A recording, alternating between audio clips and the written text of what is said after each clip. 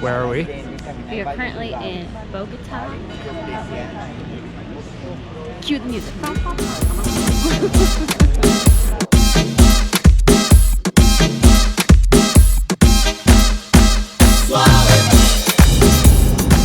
Bye bye, Bogota. Oh, wait. And take two. Take two.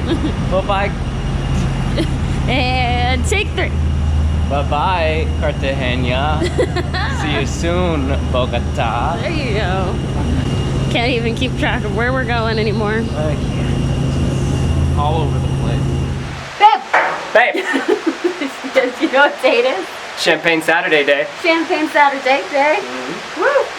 Sorry for the noise. We are currently not in Bogota. We're at our next place in the hotel, and this is our lovely view from our current hotel. Yeah, it's a little loud. We Yes. apologize. But this Saturday is about Bogota, Colombia, which we love. It was a nice quick trip. And if you ever want to know where we're at during the video, just check the timestamps in our YouTube description and enjoy. Cheers. Cheers. Cheers. We're outside Museo del Oro, which is the gold museum. That's the best thing he's pronounced this whole trip. Cerveza.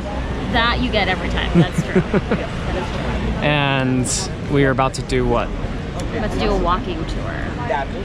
So walk off all the food that we've eaten over the last couple of weeks, and also learn about the culture and the history of Bogota.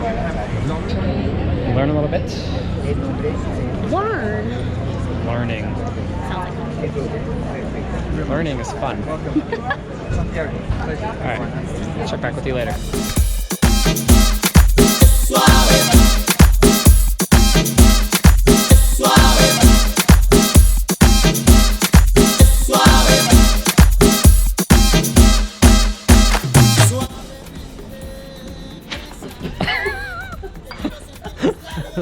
Oh my god.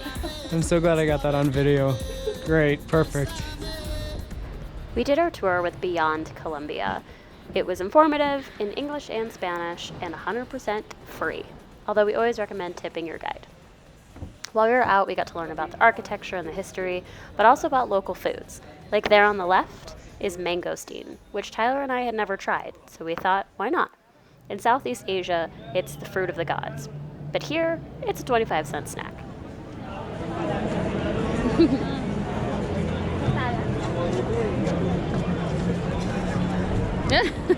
Very sweet at the end. I don't know. It's almost got a cherry flavor to it. I don't even know how to get it out.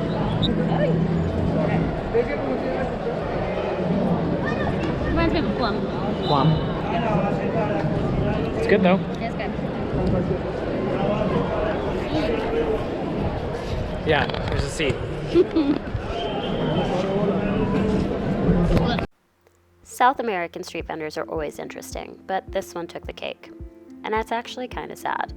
The purses, trinkets, toys you all see here are from Venezuelan dollars. They're going through an economic collapse at the moment, and so their currency has made its way over to Colombia, and street vendors are making art out of it. 100,000 bolivares equals 17 US cents at the moment. So I'm going to use this opportunity to be fearless and call out a situation that we experienced while we were in Colombia. So the time that we were there was June 2019, which is right now, but if you stumble across this in the future, to give you some reference, and Venezuela, a neighboring country to Colombia, is going through a crisis at the moment. And so a lot of people are fleeing their country, crossing the border into Colombia. It's not giving Venezuelans a very good reputation, but I wanted to take a moment to say that every Venezuelan that we came across in Colombia was kind and very friendly, was willing to talk to us, and I think that it's unfortunate that they're getting this reputation that not necessarily all of them deserve. We continued the afternoon just walking the streets of Bogota, taking in the sights, sounds, and the general vibe of just fun in Bogota. And now we went to lunch. We decided to try Ajiaco. The dish is a potato and chicken soup with corn, avocado, and rice. It was very filling, but perfect for us to split after a long walk. If you're wanting to try something authentic, but you're really not too adventurous, this is a great dish to try. local bar slash restaurant that also has the Colombian sport, which is called Teja, I believe. And it's basically like bags, except there's gunpowder at the end of it, so that if you actually hit it in the center, it explodes. So basically, Cheers. a heavy rock, little triangles with gunpowder, and lots of beer. What could go wrong? Yeah, and the Colombians believe that you get better at this game the more you drink. So we'll have to find that out. Yeah.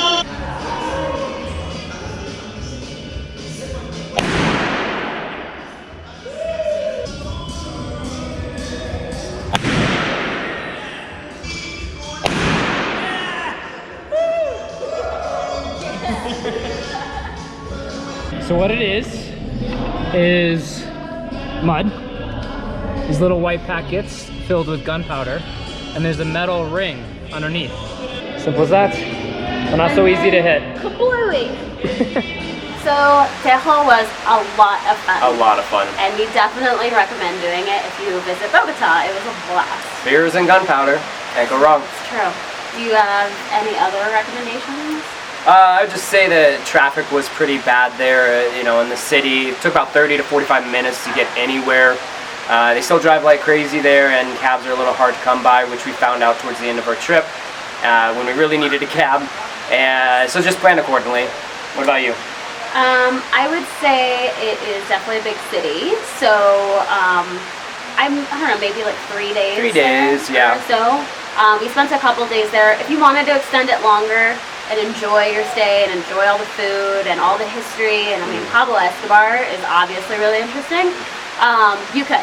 But we were only there a couple days because we needed to jet set off to our next location. Yes. Which brings me to the next point. Pretty much 5 minutes before we had to leave for the airport, tragedy struck. Things went sideways. And for 16 hours, they kept going sideways.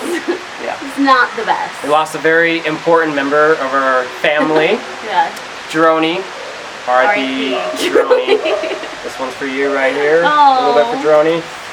Yeah, well, we'll just let you watch and watch us suffer for the next 16 hours through a dedication to Droney and just everything that could go All wrong. the bad side of traveling. Here you go. Yeah.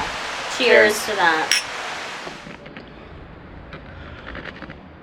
Well, we just got done filming the interview for our Bogota video, and Lizanne did a segment about things that can go wrong. She had a few things go wrong for her. I have not had anything go wrong up until this very moment. I was trying a tricky shot with the drone. I was gonna fly it out this large sliding glass window out into the skyline, and I was just getting it set up, and the drone just started going all weird. It started drifting, and instead of I just panicked. So instead of actually trying to control the drone through the sticks, I tried to go and grab it.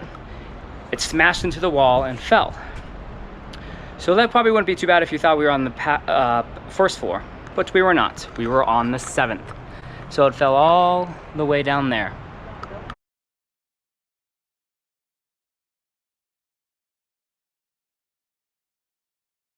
There's worse. We have to leave in 20 minutes to go to the airport. We have to leave in 5 minutes. 5 minutes to go to the airport. We stopped number 3 of 9, 2 weeks into our trip, and now I could be droneless. It's probably toasted. I mean, so we'll just have to make do and hope for the best. We know the chances we're taking when we travel with expensive equipment like this. So Yeah. we expected some things to maybe go wrong. Unfortunately, I just wish it wasn't the drone. Who can say where the road goes, where the day flows? Only time. And who can say if your love grows as your heart shows? Only time.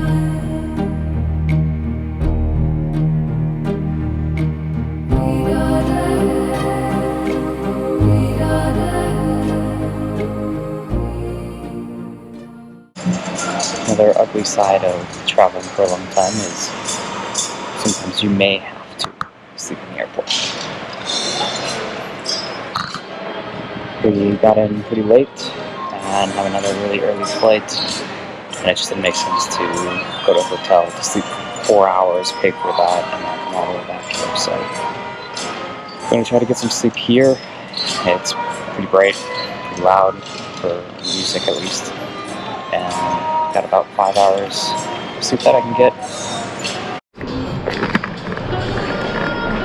So we are still in the Guayaquil airport in Ecuador for a layover. We stayed the night here overnight. As you can see behind me, we weren't the only ones. Any layover or sleeping in the airport is not that great, but this was especially difficult. Before we left the flight, or for the flight, I had a pounding headache and I wasn't feeling very good, and I'm still feeling like stomach sick from earlier in the week, and just things just felt off. And then as soon as we showed up to the airport, I got a fever. And on the flight, I was just tossing and turning, and cold sweats and chills and cramps and this headache that was terrible. So anyways, it's been a not so great experience thus far. I'm a little nervous because the next place that we're going to is really exciting, and I really want to be in the best health possible, but literally everything is just kind of failing me right now. My entire immune system is just like not kicking ass at the moment. So anyways, for the moment my fever has subsided, and hopefully all will be well, but time will tell.